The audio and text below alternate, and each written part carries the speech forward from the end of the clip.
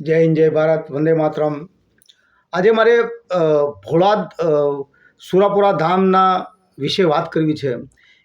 કેમ કે હમણાં સોશિયલ મીડિયા ઉપર એનું વાંધા વિરોધ, ભૂલો કાઢવી, એની નિંદા કરવી, તો આ વાત વ્યાજબી કેટલી છે?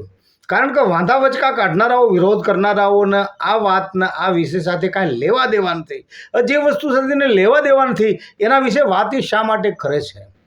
હવે રહ્યો સવાલ ભોળાદનો, તો ભોળાદ જે યાત્રાળુઓ જાય છે તો ખુશી ખુશી જાય છે, ત્યાં આત્મસંતોષ મેળવે છે અને પ્રસાદ જમી અને પાછા હસતે મોએ આત્મસંતોષ મેળવીને પાછા પોતાના ઘરે જાય છે. અને રહ્યો સવાલ કે ભાઈ આ ધર્મસ્થળ જે રહ્યું ત્યાં કોઈ અસામાજિક પ્રવૃત્તિ ચાલતી હોય તો એનો વાંધો વિરોધ તમારો વ્યાજબી છે, પણ ત્યાં સામાજિક પ્રવૃત્તિ, જેમ કે એક પરિવારનો કોઈ મોભી હોય, દારૂ પીને આખા પરિવારને ધનોત પનોત વાળી દેતો હોય, હેરાન કરી નાખતો હોય, અને એ ત્યાં આવીને કદાચ દારૂ છોડાવી દેતો હોય તો આ સામાજિક પ્રવૃત્તિ નહીં તો આને શું કહેવાય? આને સુકર્મ ન કહેવાય તો શું કહેવાય? કારણ કે અનેક માણસોની શ્રદ્ધા એની સાથે જોડાયેલી છે, એને કોઈ બોલાવવામાં નથી આવતા, સ્વેચ્છાએ આનંદ પ્રમોદથી એ લોકો ત્યાં જાય છે અને પોતાના પ્રશ્નો રજૂ કરે છે અને આત્મસંતોષથી પાછા વળે છે. તો ત્યાં સામાજિક પ્રવૃત્તિ જ બધી થાય છે, અસામાજિક કેવી રીતે તમે કહી શકો? હવે રહી વાત અંધશ્રદ્ધાની, તો અંધશ્રદ્ધાનું વ્યાખ્યા શું? અંધશ્રદ્ધા એટલે શું? આંધળો વિશ્વાસ.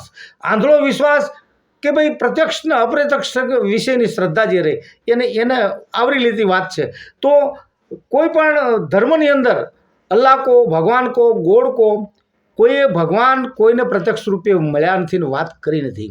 છતાં પણ જો ભગવાન વિશે અતૂટ શ્રદ્ધા સાથે માનવી સતત જોડાયેલો છે અને ભગવાનના અસ્તિત્વને સ્વીકારે છે તો આને પણ અંધશ્રદ્ધા કહેવાય. તો શ્રદ્ધા અને અંધશ્રદ્ધાની વ્યાખ્યા કરનારાઓ, વાતની નિંદા કરનારાઓ આ વાતથી દૂર રહો. અને શા માટે હજારો લાખો માણસોની નારાજગી વહોરી લ્યો છો? જે વાત આરે તમારે સંબંધ નથી એ વાતને તમે છોડો, તમારે શું લેવા દેવા આ વાત સાથે? એટલે એક સામાજિક પ્રવૃત્તિ ત્યાં ચાલે છે, એક ધર્મનો. બીજું એક હું એમ કહું કે બધા ધર્મોની અંદર બધું આવું ચાલતું હોય છે, પણ આવા આપણા સનાતન ધર્મની અંદર વાંધા વચકા કાઢવાવાળી એક ફોજ છે. બીજા કેમ નથી કહેતા? બીજા ધર્મવાળાએ પોતાના ધર્મ વિશે ભૂલો દેખાડી નથી બતાડતા, કારણ કે એ લોકો તટસ્થ ધર્મને વળગીને આપણી અંદર બધા આવા આ લબાચાઓ જે રહ્યા એ બધું આવું કર્યા કરે છે. તો કૃપા જે વસ્તુ છે તમારે સંબંધથી લેવા દેવા નથી એ વાતને છેડછાડ ના કરો, અને 5 મિત્ર ન ઊભા કરો તો હજારો વિરોધીઓ નારાજગી શું કામ વહોરી લ્યો છો તમે? એટલે છોડો અને જે થાય છે જોઈ રાખો.